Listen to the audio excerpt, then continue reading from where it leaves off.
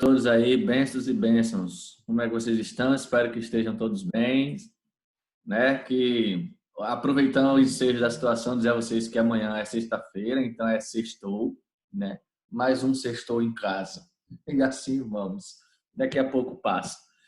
Senhores, eu pedi para que vocês fizessem uma pesquisa, né, a respeito de blocos econômicos, não foi isso? Me confirme aí, por gentileza. Coloca um legalzinho assim, se foi isso mesmo a respeito do que seria blocos econômicos. Massa! Quais os principais blocos econômicos que existem no planeta? Exatamente. Ah, que coisa maravilhosa. E aí, assim, a gente vai fazer o seguinte, né? Eu vou escolher algumas pessoas que estejam aqui para que possam dizer para mim o que vocês acharam, né? O que vocês de fato perceberam, o que é esse bloco econômico, quais eram os blocos econômicos mais importantes, o que vocês viram na pesquisa de vocês, né? Eu posso fazer da forma seguinte: vocês levantam a mão, eu peço para abrirem o microfone, vocês falam o que vocês precisam falar, né? Acho que vocês já podem abrir o microfone se caso puder. Caso não, aí eu escolho alguém assim de forma bastante democrática, né? Eu digo aí, ó, fulano, faz aí. Então, vamos começar pela parte do vocês escolhem quem queiram ajudar aí. E aí, o que é que vocês acharam de blocos econômicos? O que você conseguiram detectar na pesquisa de vocês?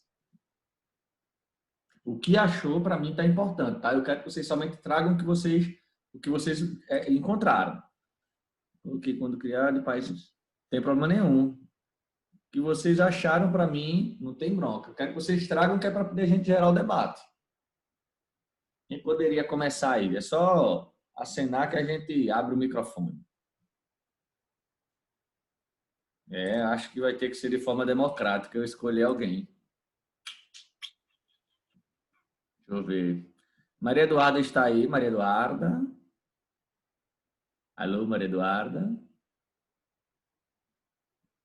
Cadê Maria Eduarda? A gente só está aqui já a tela. Não está aí, não é? Como pode?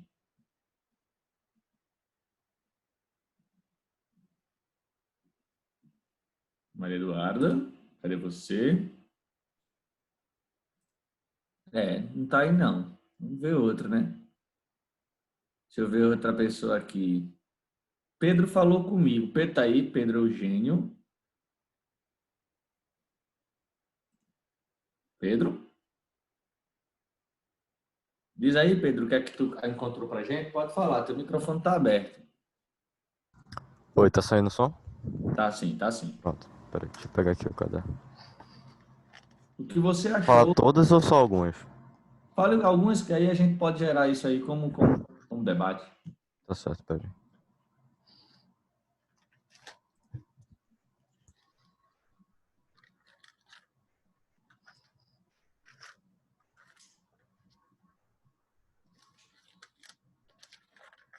Pronto, achei. Eu falei sobre a União Europeia, o NAFTA, o APEC, a Comunidade Andina de Nações, o ASEAN e o SADC. Aí tem quando foram criados, quem faz parte. Preciso falar ou não? Vamos fazer o seguinte, traz para mim aí a do NAFTA e da União Europeia. O NAFTA eu coloquei que ele entrou em vigor em 1991 e é formada pelo Canadá, México e Estados Unidos. Certo. Qual outro que o senhor pediu? A União Europeia?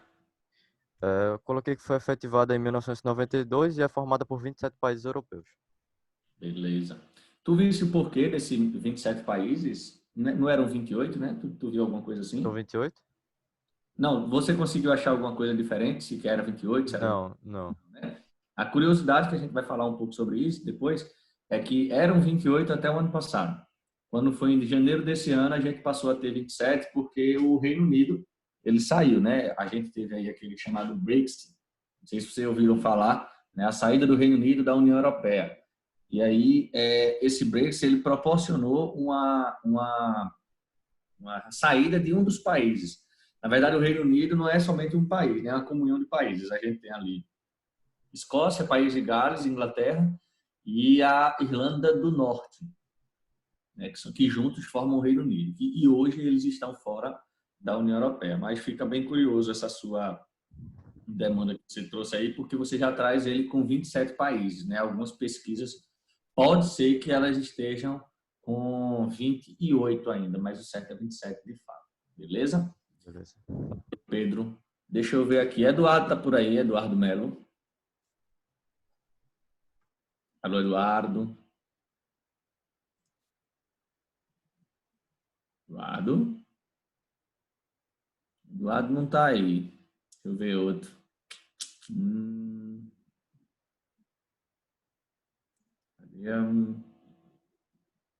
Bianca Fernandes, tá aí, tá? Bianca.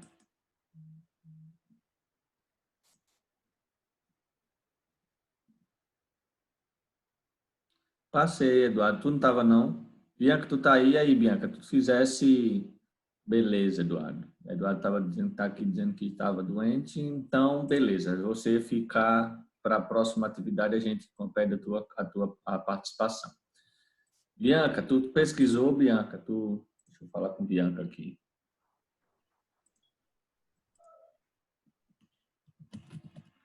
Conseguiu fazer algo?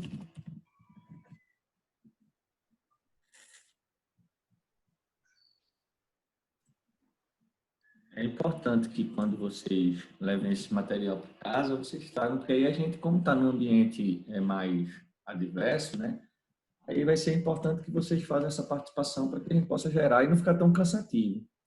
Então, vamos fazer o seguinte, Bianca, fala o que tu conseguiu para a gente. Deixa eu ver aqui. Tu consegue... Ah, tu tá sem microfone, né?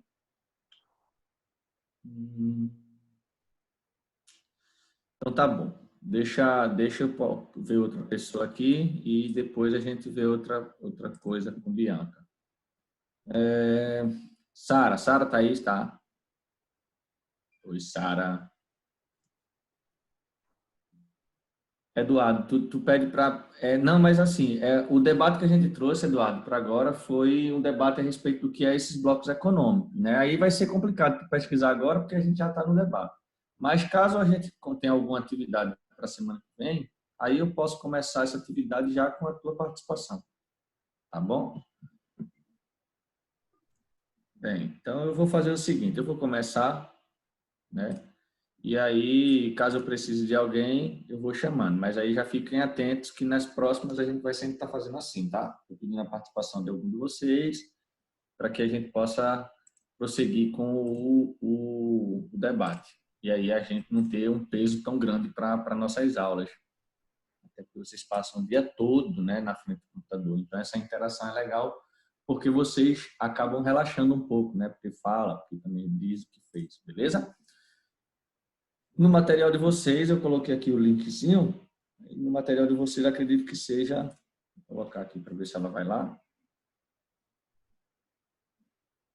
Aparece aí, Érica, o material ou ainda está com o... Está aparecendo o material do livro? Aqui tá ok, professor. Beleza, massa. No livro de vocês vai estar na página 386, tá? A gente chegou já a falar um pouco sobre isso, né? A ideia de globalização. Eu vou somente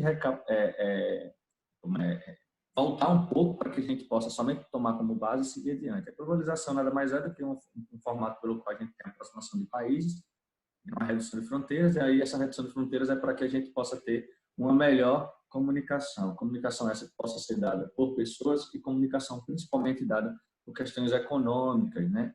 Só que essa globalização ela tem o advento do surgimento da tecnologia, né? Que de fato faz com que ela seja propriamente dita chamada de globalização. Para alguns autores, a globalização ela surgiu lá nas grandes navegações, para outros ela já é algo mais novo, né, da década de 80 para cá. Por que eles dizem que essa década de 80 ela é muito importante? O pós-Segunda Guerra Mundial, a gente vai ter o surgimento de muitas ferramentas que a gente já viu na semana passada, como é o caso da própria internet, e isso estreitou, né, bastante essa distância entre os povos. Hoje a gente consegue, por exemplo, fazer monitoramento de países que possam estar com alguns números da pandemia, né? Então, vocês têm aplicativo onde você consegue ver o número de pessoas curadas, o número de pessoas que estão acometidas pelo vírus e as pessoas que simplesmente têm aí como óbito. Isso você não precisa ir para o país para conseguir, né, perceber algo, mas vocês conseguem ver isso de acordo com digamos, aplicativo. E isso só pode ser possível por quê? Porque a gente tem... Alguém falou comigo aqui, peraí, tá? Pesquisei, eu coloquei Setbox. Não me fiquem com vergonha, não. O importante é que vocês falem, vocês não estão... É o pior que vocês estão tudo com as telas fechadas aí. Eu voto pelas telas ficarem abertas, né? Depois eu vou começar a ficar no juízo de raiva para dizer, ó, manda tudo em abrir a tela. Não tem ideia. Eu tô com a tela aberta e olha que eu não sou dos mais bonitos, não. Viu? Tomei um banho, tenho um perfume. Aí é a vida, né? Fazer o quê? Aí beleza, tranquilo, sem problema. Depois eu volto a pedir algumas participações de vocês. O que é que acontece então? Quando a gente tem essa globalização, né, esse advento, existe com esse surgimento das máquinas, gente, uma grande problemática. Por quê? Porque as máquinas elas começam a tirar o espaço do homem. E a gente chegou até a comentar em sala que essa retirada do espaço do homem no trabalho, esse homem vai ter que ir para algum lugar, né? Eu vi há 2 dias atrás que saiu uma notícia dizendo que o Brasil provavelmente pode voltar daqui para o final do ano para o mapa da fome, né, que é chamado de mapa da fome da ONU. E isso é uma coisa muito ruim, porque se a gente está dizendo que existe um mapa da fome e que o Brasil vai voltar para ele, significa dizer que tem mais de 5% da população brasileira que vive com a quantia de R$ 150 por mês, né? Viver R$ 150 se você deixar, se você parar para olhar, R$ 150 você gasta num dia. Às vezes, numa ida a um shopping, né? Numa compra de uma feira. E olha, viu que uma feira, acho que a Érica pode falar melhor que eu aí, né? Uma feira de R$ 150 você não consegue comprar nada. Talvez aí com R$ 150 você não passe nem a semana, né? Isso, Érica? Ou seja, eu digo assim porque eu ainda moro com os meus pais, né? Então eu não tenho muitas essas obrigações de saber. Eu ajudo, né? Mas não tem essa coisa de, eu sei que é tanto, não. Minha mãe chega e diz, me dá tanto aí que a gente vai desenrolar isso aqui. Né? Ainda tenho essa sorte, né? Mas eu sei que é muito gasto para a gente ver no atual momento. E dizer que uma família, né, passa o mês inteiro com R$ 150, gente, dizer que ela tem direito aí a gastar R$ 5 por dia. R$ 5 é o lanche de vocês. Aí você faz, mas eu vivo, professores, com R$ 5 durante o dia. Mas você vive com R$ 5 durante o dia porque você já tem a escola paga, porque você já tem a sua refeição em casa, porque você tem a sua moradia, né? Porque seus pais já conseguem pagar, por exemplo, o seu sistema de tecnologia que você utiliza, seu celular, sua internet. Vocês não têm gasto, os R$ 5 é para o lanche. Se tiver 2 lanches no dia, 2, já vai embora R$ 10. Então, tipo, percebe que a gente tem uma condição de questões financeiras muito adversa? Aqui tem dizendo João Pedro. O senhor acha que tem como sobreviver com Bolsa Família, professor? Vê só, João, essas pessoas que estão no abono, né, do governo, que vale salientar que não é só o Brasil que ajuda a população mais pobre. Todos os países, diante da ONU, eles têm a obrigação, né, de fazer essa ajuda, porque são as pessoas chamadas de flageladas. Os flagelos são muitos, principalmente em nações subdesenvolvidas. E eu posso garantir a você que uma Bolsa Família, que hoje eu não sei nem quanto é que está, deve estar na base dos R$ 100, né? Mas ninguém consegue sobreviver com Bolsa Família. O governo faz porque senão as pessoas literalmente morrem de fome. Né? Essa ajuda que o governo deu, por exemplo, desses R$ 600, para quem ganhava Bolsa Família foi muito bom. Que era você saber que ganhava uma Bolsa Família por conta do filho que você tinha, né? Ganhava aí 100 conto, 120 conto, e aí você, com esse advento que o governo fez, passou a perder a Bolsa Família, mas ganhou R$ 600. Você ganhou 3 vezes mais, 4 vezes mais. Isso foi bom, né? Mas lembre que é um período, daqui a 2 meses, talvez aí 3 meses. Acho que 2 meses isso acaba. Acabada a pandemia, acaba essa ajuda do governo. E essas pessoas do Bolsa Família, elas estão dentro dos 5% que eu falei para vocês. Né? No final do ano, a gente vai ter 7% da população brasileira na chamada extrema pobreza. E se tem a extrema pobreza, é a ideia de que você vive com menos de R$ 150 ao mês. Professor, quem tem direito a Bolsa Família é qualquer pessoa? Não. Tem que ser totalmente baixa renda, não pode ter vínculo empregatício, né? Então, tipo, hoje, se eu quisesse Bolsa Família, não poderia. Se eu tivesse, ou se eu conhecer alguém que viva nas condições como a minha ou como a de vocês, talvez, e ganhe Bolsa Família, provavelmente ele está ganhando de forma ilícita, né? Porque não pode. Bolsa Família é para as pessoas que não têm um trabalho, que não têm vínculo empregatício, né? Que não têm renda nenhuma e que precisam de um mínimo de renda para poder sobreviver, para poder manter a família viva, né? A família alimentada. Então, não é para todo mundo, não. Hoje eu não sei quantas pessoas recebem esse Bolsa Família, mas a gente tem uma grande quantidade de gente no Brasil. E aí, assim, viveu na extrema pobreza, né? Acredita-se que no final do ano a gente vai ter cerca de 14,7 milhões de brasileiros vivendo com menos de R$ 150 ao mês, né? Se isso variar, bote aí no máximo 300, mas entra no chamado mapa da fome.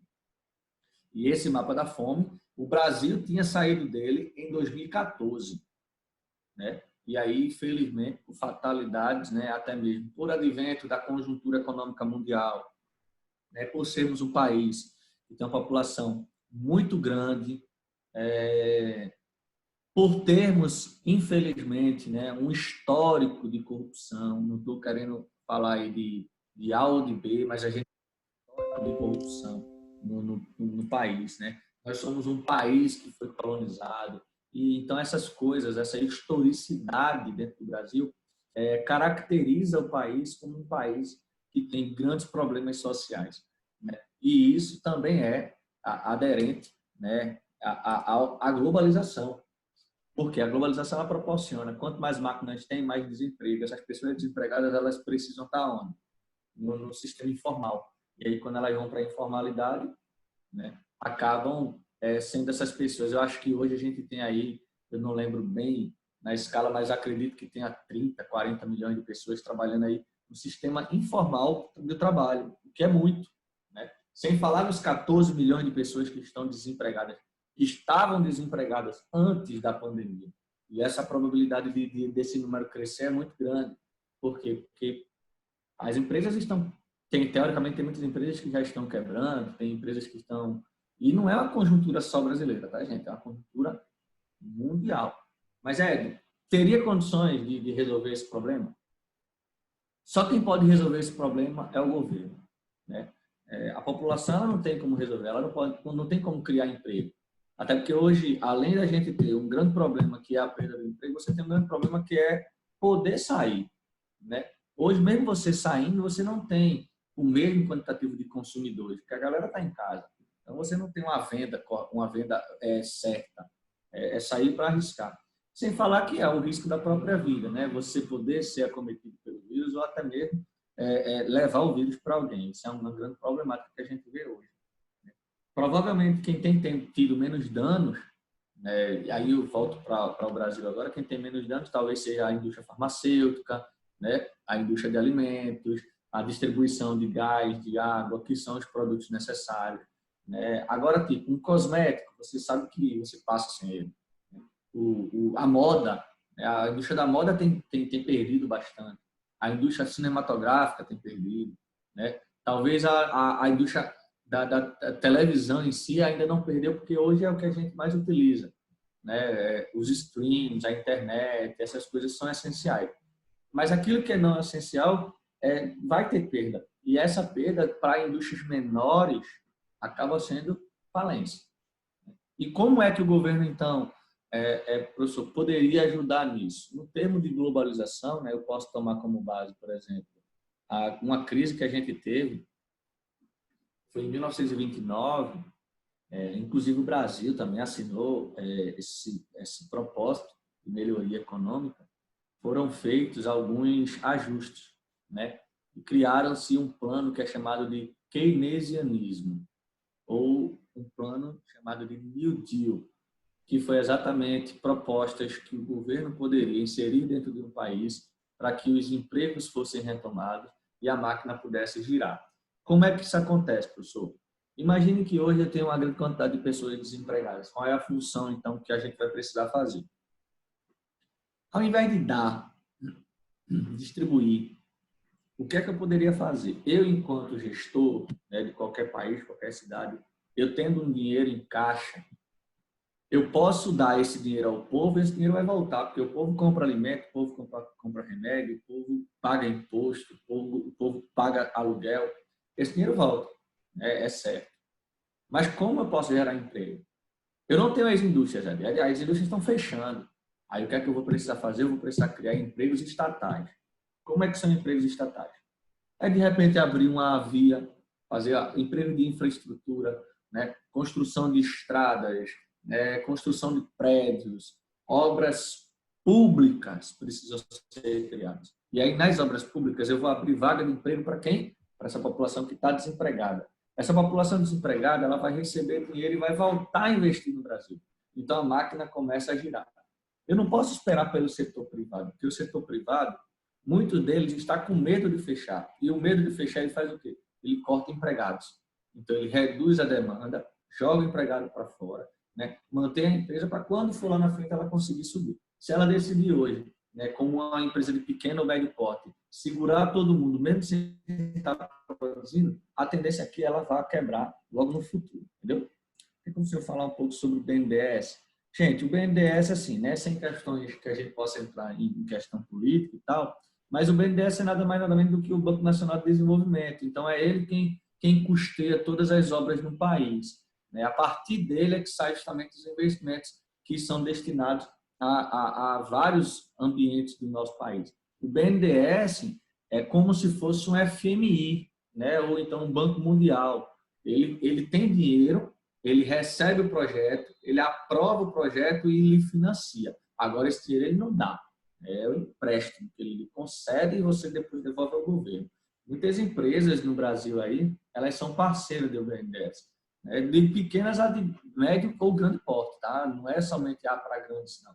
É uma pena que tenham sim em outras épocas, né? Não sei agora, mas tenham infiltrado-se, né, nesse banco e conseguido uma facilitação de financiamento, né? E aí a gente tem aí um desequilíbrio. Por exemplo, eu tenho um colega que ele conseguiu fazer um campo de society, né? Porque o society é uma microempresa, com um investimento do BNDES.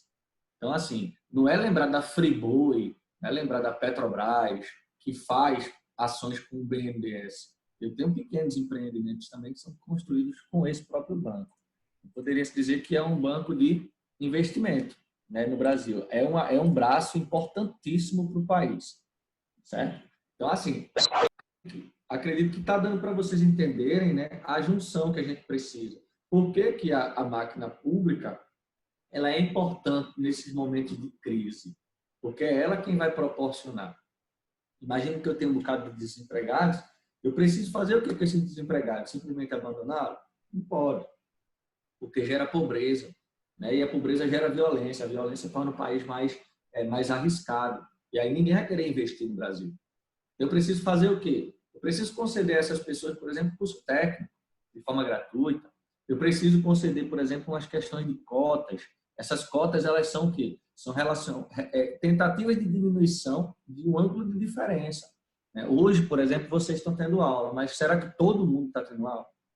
Então, na ideia de nem todo mundo está tendo aula, eu preciso reduzir isso lá na frente. Como? Então, é por isso que existem, por exemplo, as cotas de escolas públicas, que aí são cotas não necessariamente porque o menino teve uma aula de má qualidade, mas é porque, de repente, ele não tem como se subsidiar numa escola privada ou se subsidiar num ensino de qualidade. Então, eu não posso cobrar desse menino R$ 85 para fazer o Enem. Eu não posso cobrar de uma pessoa 60, 100 reais para fazer um concurso. Por isso que eu abro lá uma inscrição de cotas, né? Uma inscrição de isenção, uma inscrição que possa estar relacionado. Por quê? Porque isso vai diminuir lá na frente no resultado, de forma bastante árdua, essa distorção, que não é o mais correto, mas é o mais viável, né? É o que se tem para fazer. Esse desemprego, essa gestão de números está muito relacionada à globalização, não tem para onde a gente correr. Falar de globalização e não falar disso.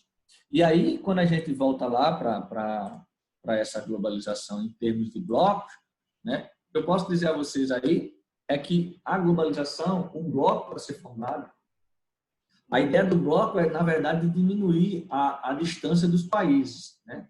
Eles são muito digamos assim, separados. E como eu posso diminuir isso? Eu diminuo justamente com os acordos. Né?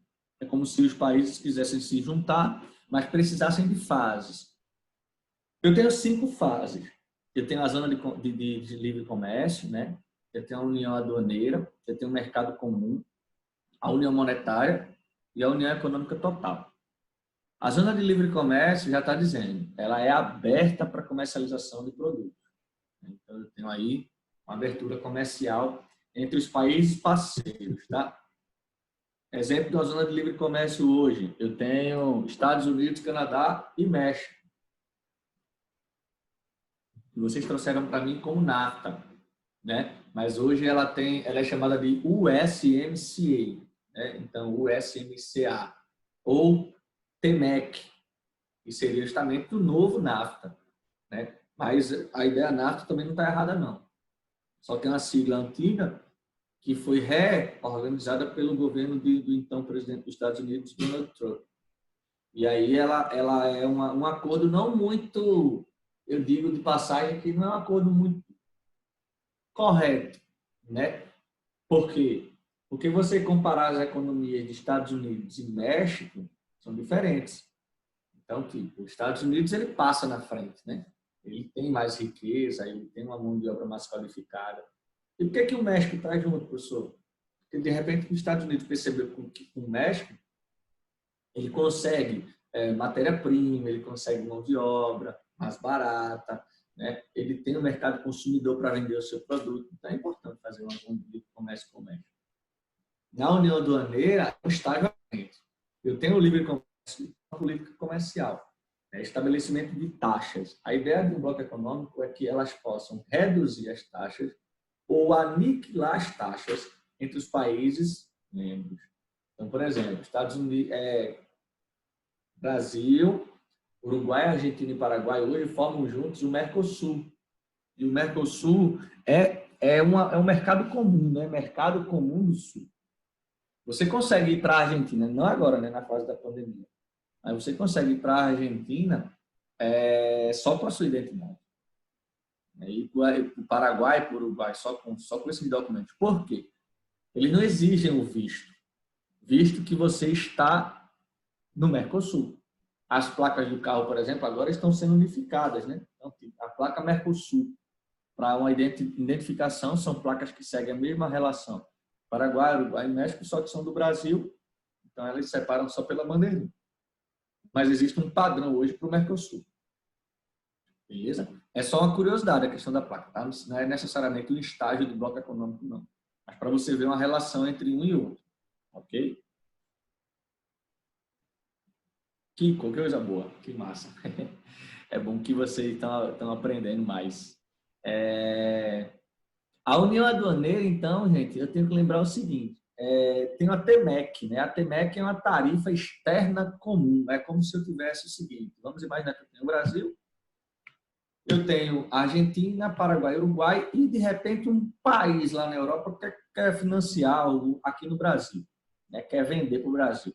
Aí, os outros países dizem o seguinte, para vender para o Brasil tem que vender com essa taxa aqui. E se vender com taxa diferente da que foi acordada no bloco econômico, isso aí já é irregularidade, não vai poder vender. Por quê? Porque se eu baratear o meu produto para um país X e o outro não baratear, eu só vou vender para mim. Então, a tarifa vai ser uma tarifa igual para quem estiver no bloco, para qualquer país lá fora. A gente não acordou, a gente não é um grupo. Se é um grupo, a gente tem que andar em comum acordo. Quando alguém de um grupo briga, o que é que a gente faz? Bota para fora. Se ele não está sendo de acordo com o que a gente está falando, a gente retira ele do grupo.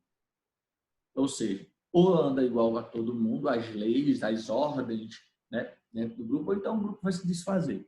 Então, a União Aduaneira é mais ou menos isso. O mercado comum, ela não é só livre comércio. Ela abre as suas fronteiras para as pessoas. Então, eu posso dizer que o mercado comum, as pessoas elas podem transitar, né, entre um país e outro. O NAFTA não é um mercado comum. Você não vai ver um mexicano ir aos Estados Unidos a hora que ele quer. Né? Gostaria muito ele, mas não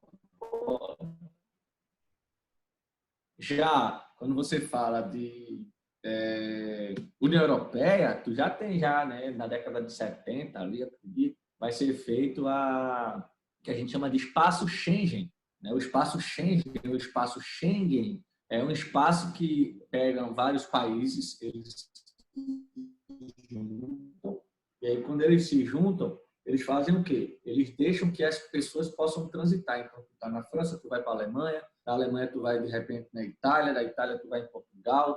Ou seja, essa livre circulação ela pode ser feita, sem você precisar estar pedindo ou não. Isso é chamado de espaço Schengen. Não significa dizer que toda a União Europeia está dentro do espaço Schengen, tá? Por exemplo, quem não estava na época também é o Reino Unido. Não fazia parte do espaço Schengen. Não abria suas fronteiras para a entrada de imigrantes da União Europeia. Em contrapartida, a Suíça, né, faz parte do espaço Schengen, mas não faz parte da União Europeia, porque ela abre sua fronteira para a entrada de pessoas, mas ela não quer fazer parte da União Europeia. Mas, Érico, por que a Suíça não quer fazer parte da União Europeia? A Suíça é conhecida como paraíso fiscal.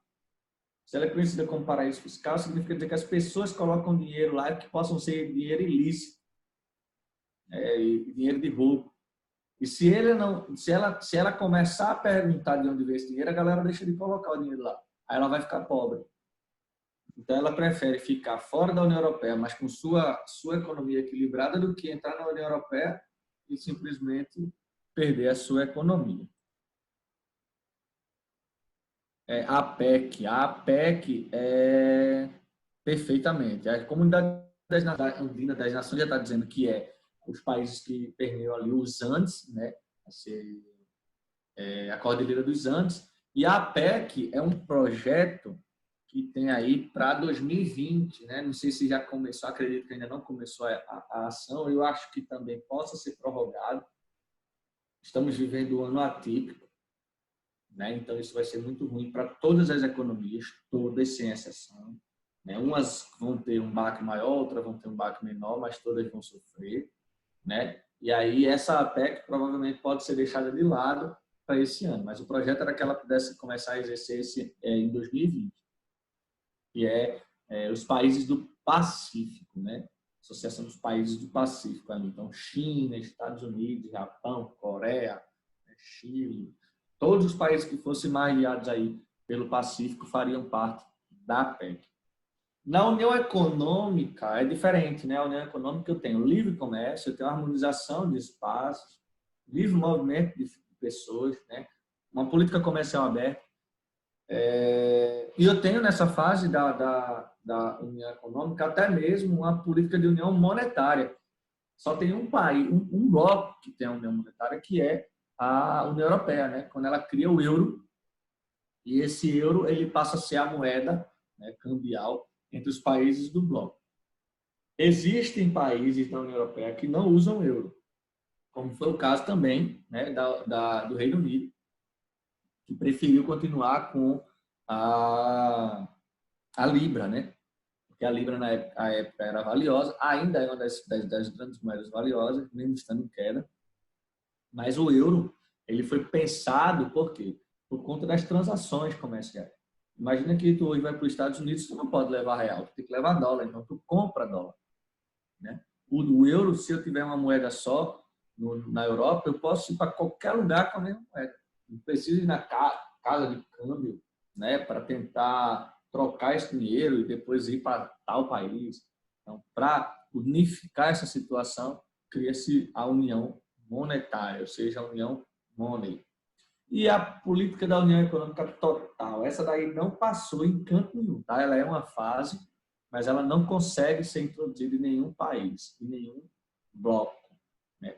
Quem tentou fazer isso foi a União Europeia, mas não conseguiu. A União Europeia é o bloco mais completo de todos, mas ela não consegue ser total, 100%. Por quê? Porque ela não conseguiu fazer uma que a gente chama de Constituição Única. Ela consegue fundar o Parlamento Europeu, né? Não me falha a memória, hoje ela fica em Bruxelas, e aí esse parlamento é quem julga todas as ações dentro da União Europeia, inclusive a saída do Reino Unido foi julgado lá no Parlamento Europeu, mas na parte da Constituição única para todos os países, eles não quiseram. Eles acreditaram que a Constituição que rege o seu povo não é igual à dos outros países. Então, não deveria ser uma só Constituição, e sim várias. Cada um tem a sua. Por isso que a quinta projeção não passa, beleza? Se vocês observarem aí, ó, eu tenho aqui, né, uma figurinha aqui. Eu tenho o bloco econômico, os blocos importantes, né? Eu tenho achurado aí, Mercosul, Comunidade Andina, né? Como foi mencionado aí, ó, os países aí próximo à Cordilheira dos Andes. Então, tu tem Bolívia, né? Tu tem Equador, tu tem Colômbia, né? Que seriam os países mais próximos aí do Pacífico. O Chile acaba ficando de fora. E Peru. A União Europeia tem vários, né? Eu acredito que aqui já está fora o Reino Unido.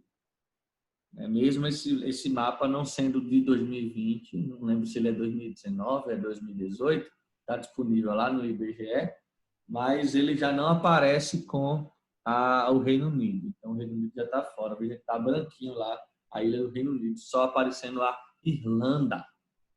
Cuidado para não confundir Irlanda com Irlanda do Norte. O ASEAN ele está mais ou menos nesse outro aqui, ó. Vou mostrar para vocês. Pronto. Cadê? O ASEAN deveria estar aparecendo aqui, mas ele não aparece, só que eles são dos países do Sudeste Asiático, né? Então, são países que estão mais ou menos essa partezinha aqui, ó. Que é a parte de Indonésia, né? Dos tigres asiáticos e novos tigres. O ASEAN, esse é Sudeste. Então, ele fica no Sudeste da Ásia. Também é um bloco econômico. Lembrando que tem blocos, gente, que eles são expressivos e tem outros que são inexpressivos, né, para o mundo. Um bloco inexpressivo é esse aqui no sul da África, que é o SADC. Esse SADC, ele juntou os países de potências africanas, né, para eles tentarem se ajudar, porque a gente sabe que tem países muito pobres, né? O melhor país aí talvez seja a África do Sul, que é o mais extremo, de Madagascar. Mas os outros, eles são muito pobres, então, tipo, eles se juntam para tentar diminuir esse índice de pobreza. Eu elencaria como muito importante, né, o NAFTA, o Mercosul e a União Europeia. E correndo por fora, você coloca aí a APEC, né, que vai ainda ser um grande bloco para o futuro, mas eu não acredito que a APEC venha a ser mais do que uma zona de livre comércio, tá? Não vai ser mercado comum, não, porque o mercado comum abre fronteiras para pessoas e eles não querem fazer isso. Beleza? Tu tem o ECO, né, a Organização da Cooperação Econômica. Veja que esses países são países do Oriente Médio. Provavelmente aí só tem os muçulmanos. Não aparece de forma alguma nem a Índia, né? Mesmo não sendo no Oriente Médio, mas a Índia ela não é muçulmana, é de maior parte hinduísta, né? Então é outra religiosidade. E não aparece, por exemplo, o Israel. Israel é judeu, né? Então, tipo, ó, veja que é Afeganistão, Azerbaijão, Cazaquistão, Irã, Paquistão, Quirguistão, Tajiquistão, Turquia, Turcomenistão e Uzbequistão. Esses tão aí significa dizer que são países que foram da comunidade persa, tá? Foram os persas quem colonizaram eles. Então significa terra, terra dos afegãos, terra dos cazaques, beleza? Terra dos kirgues e assim por diante. Deixa eu passar aqui adiante, né? Eu tenho aí a APEC, vê que a APEC ela é enorme, né, gente? Todos os países da APEC margeiam o Oceano Pacífico. Então, tu tem aí Timor-Leste, Indonésia, né? Tu tens Filipinas, Estados Unidos, Coreia, Singapura, China, Chile, Tailândia, Vietnã, Peru. Então, assim, eles não estão preocupados com a economia, estão preocupados com os países que possam comercializar entre eles. Beleza? É por isso que eu digo que eu acredito que não vai ter uma livre circulação de pessoas. Beleza? 15 países no SADC. Isso. Eu nem contei bem se são 15. Tem 2, 4, 6, 8, 10, 12, 14, 15. Não aparece muito aqui porque, assim, as fronteiras da África é muito complicado de se estudar, viu, gente? A gente teve aí várias fragmentações, né? Por exemplo, Lesoto, provavelmente vocês não lembram de um país chamado Lesoto, de um país chamado Botsuana, Malawi, se não me falha a memória, é onde foi feito aquele filme O Menino que Descobriu o Vento. Está na Netflix aí, acho que vocês já devem ter visto ou assistido. Mas fica justamente na República do Malawi. É extremamente pobre, muito pobre ali, muito pobre mesmo. Namíbia, outro local pobre. A Namíbia, além de pobre, ela tem um deserto, né, que é o chamado deserto do Kalahari. Entre outros, são países, como eu disse a vocês, bastante pobres, né? Talvez aí se escape a África do Sul, né? E Madagascar, beleza? Então, deixa eu passar aqui adiante. Esse aí, o famoso BRICS. O BRICS vai apresentar... Oi? A aula terminou. Oh, meu Jesus. Estou fazendo sinal do senhor, o senhor ouviu. Vamos embora para o intervalo e daqui a pouco a gente retorna. Tá bom? 10h20 a gente retorna. Beleza demais. Então já já a gente conversa mais um pouco, tá? Tchau, tchau.